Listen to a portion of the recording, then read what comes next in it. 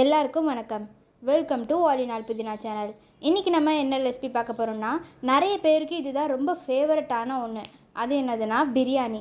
இந்த பிரியாணியில் நம்ம வந்து ப்ரான் பிரியாணி இன்றைக்கி செய்ய போகிறோம். எறா பிரியாணி எப்படி செய்யலான்றதை வாங்க பார்க்கலாம். இதுக்கு நம்ம வெங்காயம், பச்சை மிளகா, தயிர், தக்காளி, பட்டை, லவங்கம், கிராம்பு இது எல்லாமே எடுத்துருக்கோம். இஞ்சி பூண்டு பேஸ்ட் அரைச்சி வச்சுருக்கோம். இந்த 1/2 கிலோ அரிசியில் தான் நம்ம பிரியாணி செய்ய போகிறோம். அரிசியை அதுக்கப்புறம் நம்ம 1/2 மணி நேரம் ஊற வச்சு நம்ம பிரியாணி செய்யும் போது எடுத்து போட்டுக்கலாம். இப்போ நீங்கள் பார்த்துட்ருக்கிறது எறாவை நாங்கள் ஃப்ரை பண்ணி வச்சுருக்கோம். இந்த ஃப்ரை பண்ண எறாவை தான் நாங்கள் பிரியாணியில் போட்டு சமைக்க போகிறோம். எப்போவுமே நார்மலாக நம்ம எறாவை உரித்து வச்சுட்டு நம்ம பிரியாணிக்கு தொக்கு கலரும் போது எறாவை அடுத்து போட்டு கலருவோம். ஆனால் இந்த தடவை அந்த மாதிரி நம்ம பண்ண மாட்டோம், வேறு விதமாக பண்ணுறோம். இப்போது இதுக்கு புதினா எடுத்துருக்கோம், பிரியாணி மசாலா 2 ஸ்பூன். இப்போது வாங்க இது எப்படி செய்யலான்றதை பார்க்கலாம். இப்போது நம்ம இதை செய்கிறதுக்கு குக்கர் எடுத்து வச்சுருக்கோம். குக்கரில் தான் செய்ய போகிறோம். இதுக்கு தேவையான அளவுக்கு எண்ணெய் ஊற்றிக்கிறோம். ஒரு 5 கரண்டி 6 கரண்டி ஸ்பூன் அளவுக்கு எண்ணெய் ஊற்றிருக்கோம். அடுத்ததாக எண்ணெய் நல்லா காஞ்சதும் நம்ம வந்து பட்டை, லவங்கம், கிராம்பு எல்லாமே நம்ம எடுத்து போட்டுடலாம். நம்ம இந்த பிரியாணியை கொஞ்சம் டிஃப்ரெண்ட்டான ஸ்டைலில் தான் செய்ய போகிறோம். அது என்னதுன்னா, நான் முதல்லையே சொல்லியிருந்த மாதிரி நம்ம எறாவை வறுத்துட்டு அதுக்கப்புறம் பிரியாணியில் சேர்க்க போகிறோம். நார்மலாக எப்போவுமே சேர்க்குற மாதிரி நம்ம சேர்க்க போகிறதில்ல. அதை எப்படி வறுக்கணும் அப்படின்றது ஒரு தனியாக வீடியோ மேக் பண்ணி அதுக்கான வீடியோ லிங்க்கு டிஸ்கிரிப்ஷனில் கொடுத்துருக்கேன். இப்போ நம்ம வெங்காயத்தை சேர்த்துக்கலாம். ஒரு பெரிய வெங்காயம் ஸ்லைஸாக அரிஞ்சு வச்சுருக்கோம். இதை நம்ம ஒரு 5 பேருக்கு தேவையான அளவுக்கு தான் செய்கிறோம். இந்த 5 பேருக்கு தேவையான அளவுக்கு தான் நம்ம எல்லா பொருளையுமே சேர்த்துருக்கோம். ஒரு பெரிய வெங்காயம் அரிஞ்சு போட்டிருக்கோம். வெங்காயம் நம்மளுக்கு கொஞ்சம் பொன்னிறமாக வரணும். அப்படி வரும்போது நம்ம இஞ்சி பூண்டு பேஸ்ட்டு சேர்க்கலாம். இப்போ நம்ம இஞ்சி பூண்டு பேஸ்ட் சேர்த்துடலாம். 2.5 ஸ்பூன் இஞ்சி பூண்டு பேஸ்ட் சேர்த்துருக்கோம். சேர்த்துட்டு நல்லா அதை வதக்கி விட்டுடுங்க. நம்மளுக்கு இந்த இஞ்சி பூண்டு வாசனை போகணும், பச்சை வாடை போகணும், அது வரைக்கும் நல்லா வதக்கி விட்டுடுங்க. அதுக்கப்புறம் இப்போ நம்ம பச்சை மிளகா ஒரு 4 பச்சை மிளகா அரிஞ்சு வச்சுருந்தோம், அதையும் சேர்த்து நல்லா வதக்கி விட்டுடுங்க. அடுத்ததாக நம்ம இப்போ தக்காளி சேர்த்துருக்கோம். தக்காளி 2 மீடியம் சைஸ் தக்காளி அரிஞ்சு வச்சுருந்தோம்.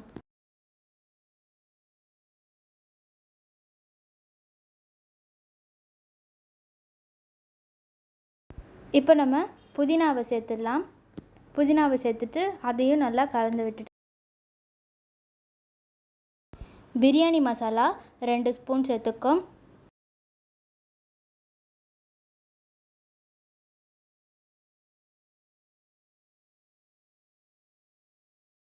அடுத்ததாக இப்போ நம்ம தயிர் ஆட் பண்ணிடலாம்.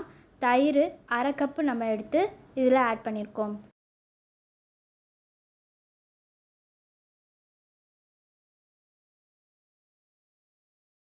உங்களுக்கு கேசரி பவுடர் போடணும்னா ஒரு பிஞ்ச் அளவுக்கு கேசரி பவுடர் சேர்த்துக்கோங்க. கேசரி பவுடர் சேர்த்தா நம்மளுக்கு பிரியாணி நல்லா கலர்ஃபுல்லாக காமிக்கும்.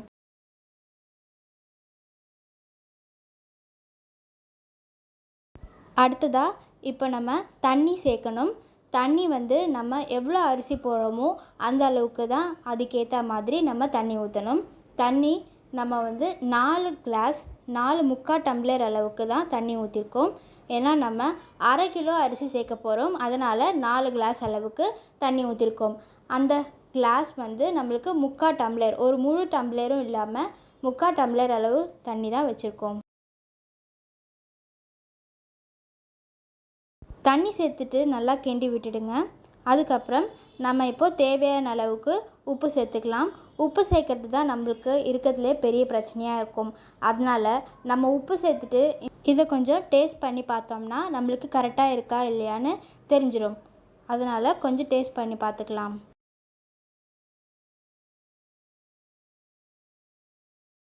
இப்போ நம்ம சிம் மூடில் வச்சு ஒரு 5 நிமிஷம் மூடி போட்டு வேக விட்டுடலாம். இந்த மாதிரி பண்ணோன்னா நம்மளுக்கு ரொம்ப டைம் எடுக்காது. இது செய்கிறதுக்கு கொஞ்சம் சீக்கிரமாக வெந்துடும் எல்லாமே. தண்ணி ரொம்ப சூடாக இருக்கும் போது நம்ம இப்போது அரிசியை சேர்த்துட்டோன்னா நம்மளுக்கு இந்த அரிசியும் சீக்கிரமாக வெந்துடும். அதுக்காக தான் நம்ம மூடி போட்டு மூடுறோம். அடுத்ததாக அரிசி சேர்த்தக்கப்புறம் நம்ம இதை கலந்து விட்டுடலாம். கலந்து விட்டுட்டு நம்ம வறுத்து வச்சுருக்க எறாவை சேர்த்துடலாம். பிரியாணினாலே எறாவை வந்து பச்சையாக இருக்கும் போது அப்படியே போடுவோம். ஆனால் நம்ம இப்போது வறுத்து வச்சு போட்டிருக்கோம். அது ஏன்னா ஒரு டிஃப்ரெண்ட்டான ஸ்டைலில் இருக்கும். எங்கள் வீட்டில் நாங்கள் எப்போவுமே இந்த மாதிரி தான் செஞ்சு சாப்பிடுவோம். எறான்னு கிடையாது, நாங்கள் இது மாதிரி சிக்கன், மட்டன் எல்லாத்தையுமே வறுத்து போட்டு சாப்பிடுவோம். அப்படி இல்லைன்னா பொரித்து வச்சு சாப்பிடுவோம். இந்த மாதிரி ட்ரை பண்ணி பாருங்கள், ஒரு நாள் கண்டிப்பாக உங்களுக்கு பிடிக்கும். இதை நம்ம மூடி போட்டு 2 விசில் வச்சுக்கலாம். 2 விசில் வச்சாலே நம்மளுக்கு இது கரெக்டாக இருக்கும். நம்ம 1/2 கிலோ அரிசியில் பிரியாணி பண்ணுறோம். அதனால் நம்மளுக்கு 2 விசில் வச்சா இந்த பிரியாணி கரெக்டாக வரும். இப்போ நம்ம திறந்து பார்த்துடலாம். சூப்பராக வந்துடுச்சு இந்த பிரியாணி.